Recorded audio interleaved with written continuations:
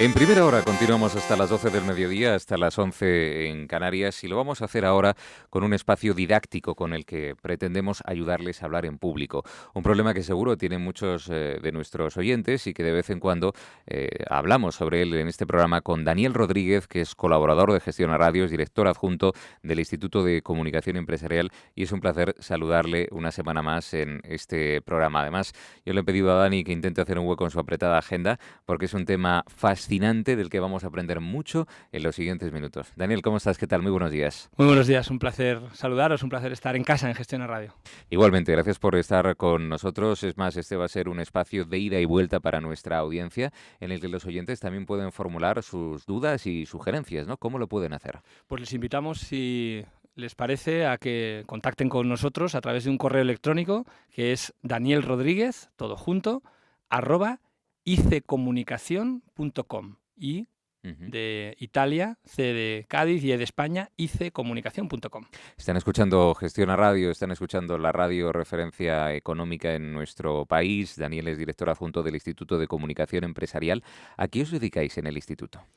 Nosotros somos una empresa que desde hace más de 15 años venimos consolidando un método formativo para ayudar a profesionales, a emprendedores, a empresarios, a directivos a mejorar sus habilidades de comunicación en público. Y es una habilidad que se puede entrenar y además puedo decir con mucha satisfacción que tenemos el placer de ayudar a muchas personas a que logren hablar en público con más eficacia. Y es una habilidad que el directivo español además debe entrenar.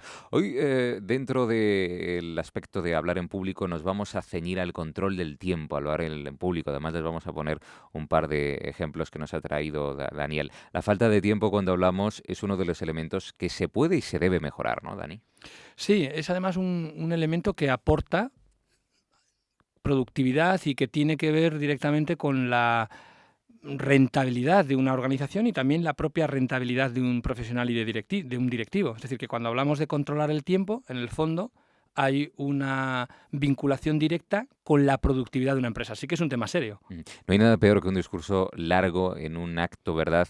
Y que termine cansando al auditorio. Yo recuerdo la entrega de unos premios en el que era insoportable seguir un discurso tan largo. Incluso el propio presentador salió a interrumpir el discurso y el orador, el ponente, se empeñaba en continuar, con lo que al final lo que provocó fue una sensación más de sketch, de humor, que de un discurso serio, ¿no? Y esto es muy desgraciado para un ponente, ¿no? Creo que es necesario que apliquemos técnicas periodísticas a la hora de hablar en público en el ámbito profesional y que también ejercitemos la capacidad de entrenar y de ser concisos. Así que esa idea de que tenemos que hablar mucho, y por cierto, la mayoría de las veces de una manera improvisada, es todo lo contrario a lo que nosotros queremos plantear hoy aquí. Al contrario, tenemos que elegir bien lo que queremos contar para que lo que contemos sea exactamente lo que debíamos de contar en un tiempo determinado, no en un tiempo excesivo. ¿Por qué nos cuesta controlar el tiempo cuando hablamos? Bueno, yo creo que probablemente tiene que ver con nuestra tendencia a improvisar, con nuestra falta de cultura en España a la hora de planificar la comunicación y por tanto pensamos que hablar en público es sinónimo de improvisar y ya hemos dicho que eso no es lo adecuado, sino que lo que tenemos que hacer es planificar. Así que debe de haber un elemento también cultural relacionado con la improvisación. En segundo lugar, también creo que no estamos acostumbrados a saber cuántas cosas podemos decir en un determinado tiempo. Para que nos hagamos una idea, por ejemplo, en un folio que pueden caber 400 palabras escritas a cuerpo 12, pues ese folio ocupa 2 minutos, 2 minutos 15. Es decir, que no tenemos una idea de Sí, cuántas cosas se pueden contar en un me periodo contabas determinado. antes que hacéis un ejercicio con vuestros alumnos de hable usted 2 minutos y que la mayoría de alumnos no tenían claro la dimensión temporal de esos 2 minutos, ¿no? Es un ejercicio de concisión y es un ejercicio de ordenar el contenido y es un ejercicio de reflexionar sobre qué es lo importante que quiero decir y sobre todo además nosotros recomendamos contarlo al principio, es decir, no dejar lo importante para el final, eso es lo que utilizamos en periodismo, en la información periodística y sí cuesta mucho esfuerzo porque como no tenemos conciencia de cuánto cabe en un minuto o en dos, pues lógicamente hacer ese ejercicio es un reto comunicativo, pero se puede ejercitar, se debe de ejercitar, porque si no, pues lo que nos ocurre es que las reuniones se alargan en el tiempo, ¿no? Por ejemplo. Bueno, esto es muy americano, el medir los tiempos de las reuniones, ¿no? En España parece que una reunión no tiene hora fin y en cambio en Estados Unidos, si se cuida más, 30 minutos, pues 30 minutos para este tema. Incluso me contabas que ya hay alguna empresa en España que a la hora de celebrar una reunión ya utiliza un reloj para no ocupar más tiempo del necesario. En España yo creo que si un día vienen a invadirnos los extraterrestres nos van a encontrar reunidos, ¿no? Porque lo normal es que digas, ¿dónde estás? Estamos reunidos, siempre estás reunido. Sí. Otra cosa es que estés trabajando o que estés haciendo algo productivo. Pero en cualquier caso, y fuera bromas, es verdad que uno cuando va a una reunión casi le dan ganas de llevarse un tupper, ¿no? Porque no sabe cuándo va a acabar eso. Sabes cuándo empieza, pero no sabes cuándo acaba. No tenemos tasado el tiempo de la duración y, por tanto, ahí hay un elemento de productividad que perdemos muy importante. Y tal y como explicabas, pues sí, ayer tenía la oportunidad de estar con Ferrovial y me han autorizado a contarlo y me llamaba la atención porque en la reunión habían puesto un reloj en la mesa de la reunión. Yo les preguntaba que si era para medir el tiempo y me confirmaban que sí. Es una empresa multinacional y me contaba una persona del equipo de recursos humanos, me decía que en Inglaterra, por ejemplo, con quien trabajan a menudo, pues cuando se cumple el tiempo tasado para la reunión, los directivos se levantan. Es decir, el tiempo va en serio, no como en España, que tú dices que va a durar media hora. Bueno, va a durar media hora. Primero empieza tarde la reunión en España. Efectivamente, porque no tenemos respeto tampoco al tiempo. Y luego además acaba tarde y si no hemos acabado la reunión, pues nos vamos a comer y retomamos luego la reunión. Así que ahí hay un elemento de productividad, de tiempo, que es muy interesante y sobre todo que tiene que ver con la rentabilidad, ¿no? De hacer las cosas en el tiempo adecuado. En eso sería interesante tomar nota, ¿verdad?, de otros países, porque al final lo que vamos a hacer es conciliar mejor la vida familiar y laboral, que de eso se trata, ¿no? Que tengamos, no porque una reunión sea más larga, al revés, una reunión más larga va a derivar y no vamos a tener una conclusión concreta. Claro, y además es que hay un elemento también de como tú dices, de competitividad. Sí. Una cosa es que estemos en el trabajo y otra cosa es que las horas que estemos en el trabajo sean productivas, que ya sabemos, según dicen los índices, que España no es el país que encabeza la productividad, pero sin embargo sí encabezamos el número de horas que estamos en el trabajo. Por tanto, tenemos que estar problema. El tiempo adecuado y de una manera lo más eficaz posible. Y ahí el control del tiempo, la gestión del tiempo de las personas que hablan en público o que hablan internamente es una clave muy interesante. Pongamos algún ejemplo práctico.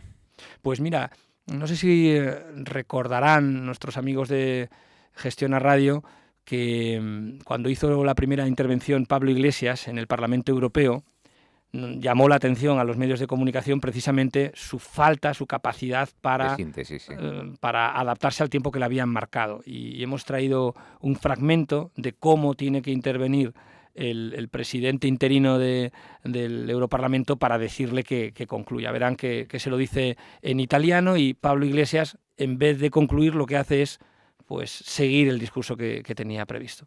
Que sois el orgullo, collega, el corazón democrático de Europa. Mi spiace, ma devo interromperla. Europa hemos pasado por peores chiudere l'intervento, collega. No sé si hoy podremos arrebatarle collega, la presidencia. Questo non è giusto, non è corretto nei confronti degli altri deputati. Pero si nos seguimos empujando, os aseguro que venceremos. Per cortesia, collega. Grazie mille.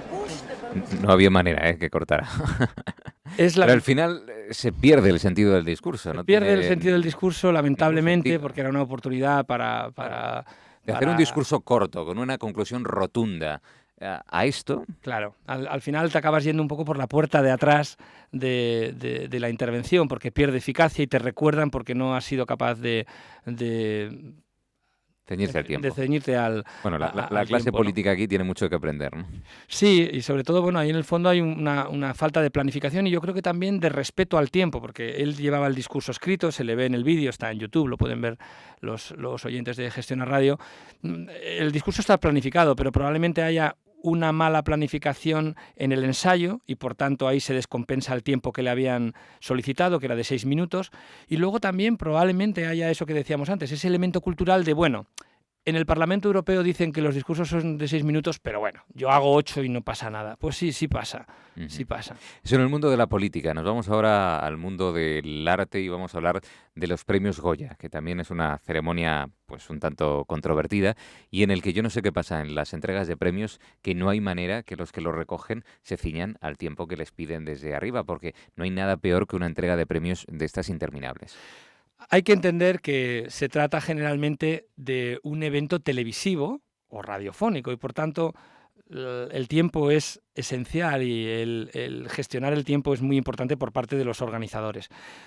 Probablemente haya momentos en los que también habría que reflexionar si tiene sentido darle un premio a una persona y que al final no pueda decir nada más que 10 segundos, ¿no? Pero en líneas generales yo creo que hay muchos ejemplos de personas que empiezan a agradecer a muchísimas otras personas el premio y realmente uno se pregunta si eso es eficaz, ¿no?